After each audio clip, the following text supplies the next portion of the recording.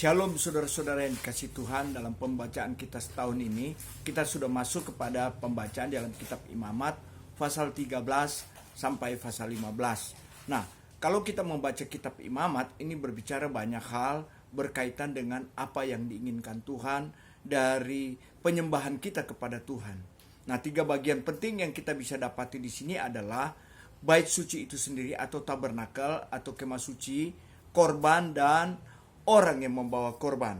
Nah, sangat penting sekali di sini di dalam pembacaan kita yaitu si pembawa korban itu sendiri, yaitu orang yang mau mengadakan penyembahan kepada Tuhan.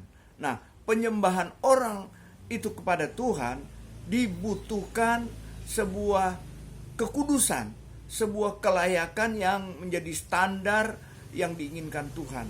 Nah, dalam pembacaan ini ada 2 bagian berkaitan dengan kekudusan atau pentahiran seseorang harus layak di hadapan Tuhan, berkaitan dengan pentahiran pengudusan dari kusta dan kenajisan-kenajisan yang lainnya. Nah, saudara yang dikasih dalam Tuhan Yesus Kristus, kenapa pentahiran atau orang yang kusta tidak layak di hadapan Tuhan? Ini bukan saja tentang berbicara tentang penyakitnya, ada makna teologis yang perlu didalami dalam kebenaran ini.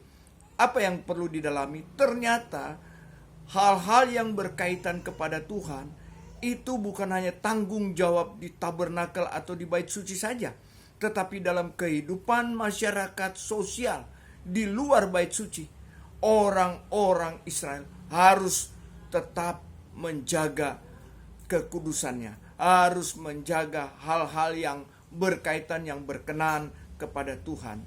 Dalam kebenaran ini, cerita dalam Alkitab memberitahukan bahwa pentahiran itu dari kata dasar tahir. Tahir itu suci, bersih, atau murni. Itu artinya dalam bahasa Indonesia. Jadi orang yang mau mengadakan penyembahan kepada Tuhan, mau menguduskan hidupnya, tidak ada cara lain. Dia harus ditahirkan, dia harus dikuduskan. Nah, kalau ada orang penyakit kusta, dia tidak layak di hadapan Tuhan. Itulah sebabnya dia harus dikuduskan. Dia harus memeriksa apakah kustanya ini hanya luka biasa atau hanya penyakit kulit biasa. Tetapi kalau sudah merebak ke tempat-tempat yang lain, itu berarti kusta. Ini penjelasannya. Penjelasannya cukup panjang dalam kitab Imamat, karena ini sangat penting buat saya, buat saudara, supaya menjaga hal-hal yang kudus, yang berkenan, yang menjadi standar daripada Tuhan. Walaupun penyakit kusta itu dalam kacamata Ibrani atau orang-orang Israel pada saat itu berbicara tentang penyakit kutukan atau penyakit yang sangat tidak berkenan kepada Tuhan, tetapi dalam penyakit kusta ini ada banyak hal pelajaran. Saudara bisa melihat contohnya tentang Panglima Naaman dengan penyakit kustanya dan dia mau minta disembuhkan, dan Yesus dalam perjanjian baru mengadakan penyembuhan terhadap orang-orang yang sakit kusta. Dari cerita-cerita yang kita bisa dapati di sini adalah penyakit kusta bisa menjadi halangan dan perlu pentahiran.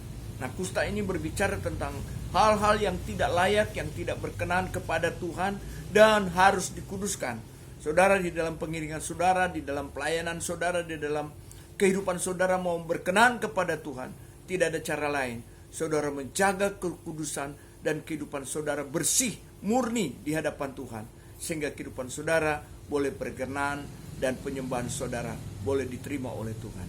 Inilah doa kami dan pergumulan kami sepanjang tahun ini, supaya saudara tetap menjaga berkaitan dengan penyakit corona ini. Kita akan tetap menjaga hal-hal yang menjadi protokoler dari kesehatan itu sendiri dan berdampak kepada kehidupan saudara di dalam penyembahan saudara kepada Tuhan.